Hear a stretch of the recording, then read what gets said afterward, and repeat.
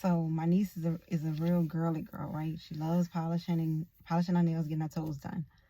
So as soon as we finish, then is it dry yet? It's taking too long. It's taking too long to dry. And my response is, you haven't sat long enough. You gotta wait. I told you before we started, it's gonna be a while, but you gotta wait. If you want it to look nice, you gotta wait. You gotta let it dry. You can't touch your hands. Gotta keep still. Telling her that is when it hit me. How often do we do the same thing? Oh, I'm not speaking for y'all. I'm gonna speak for me. I can say how often I do the same thing when it comes to God and His plan. Waiting is hard, especially like you see the outcome, or even you don't. Even more so if you don't know the outcome specifically, but you do know that His plan is good, and He's never here. He's never here to harm us. He gives us the future with the hope, and we know that as long as we keep Him first, His plan for us is good. Knowing that makes it easier, but it's always the when. When is it going to be ready? When is it going to be my turn? When is it going to be time? It's taking too long to wait. This prayer is for anybody that's currently in a season of waiting to see their prayers come to fruition. That job you've been praying for, that promotion you've been praying for, that business that you were led to start, but maybe isn't turning profit yet. Any promise that you've been given that you just haven't seen yet. Your reality doesn't look like what He said. That wife you're praying for, the husband you're praying for. God, when is it going to be my turn? The baby you're praying for. This prayer is for anybody who needs reassurance, comfort. James tells us, submit to God, resist the devil, and he has to flee. He will flee. He doesn't have a choice. Resist him, and he will flee. Resist the urge to start believing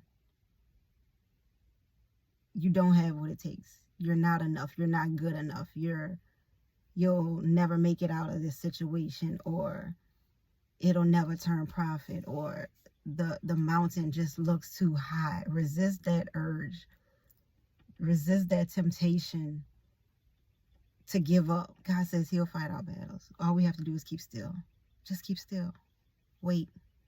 Just wait. Just wait. And in the meantime, do what you can do. Don't focus on what you can't. If it's out of your control, it's out of your control. You can't control God's timing. Don't move in your own, but control what you can. Prepare yourself. Prepare yourself for what you're praying for. Do what you can do. You may not know. You may be scared to take a leap on something because you don't know how it's going to play out. But He's shown you that first step. Take that first step and have faith that He'll do the rest. Resist the urge to believe that it can't happen, or it won't happen, or you'll take that step and fall. Seek Him first and live righteously, and everything else will be added. Everything else will be added. I don't know when, but it will be added. He wants to give us the desires of our heart. He wants to bless us.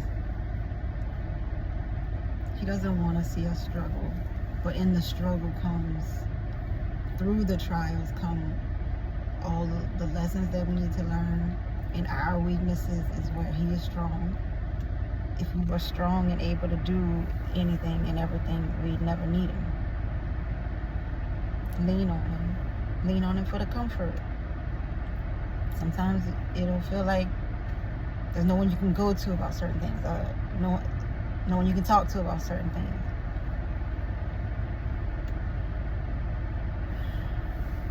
It's hard because it always sounds so cliche to say it, but it is so true. You can always go to God. It says, ask and you will receive what you ask for, anything in His name. He will send that comfort. He'll be that friend when you need it, the parent when you need it. If there's no one else you can talk to, you can be vulnerable with, ask him to send someone, but you can also always be vulnerable in him. Write it down, journal it. It almost feels like you're talking to someone. Start a prayer journal. Write your prayers out. Write your frustrations out. Write your concerns. No concern is too small for God. Venting or talking to certain people, you almost feel like, I don't want to bother them with this, or I know they're probably tired of me talking about this, so I don't want to hear it. I might come off as just being negative, but there is no concern. God is concerned with everything we're concerned about. There's nothing too small. There's no concern too small. There's nothing we feel, and there's no hurt that he doesn't want to heal. There's nothing we're going through that he doesn't want to help us with. He wants us to walk with him. He wants to be there. If he wanted to, he could fix it all like this, but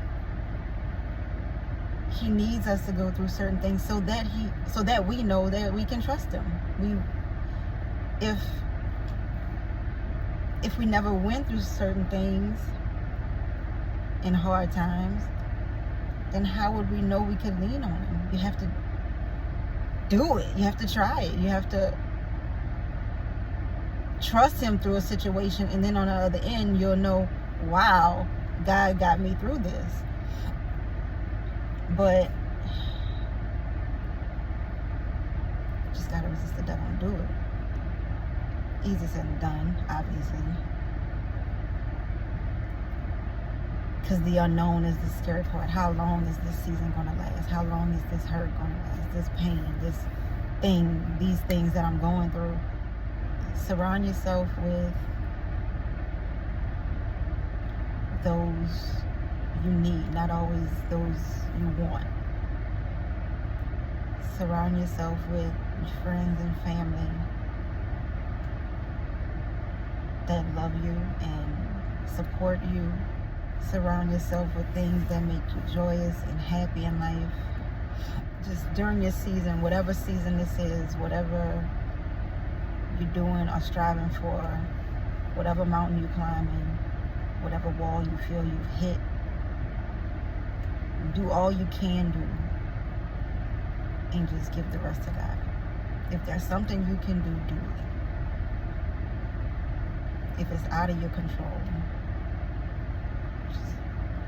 just rest in knowing that it's in his. And then we can all see our pretty nails. Y'all have a good one.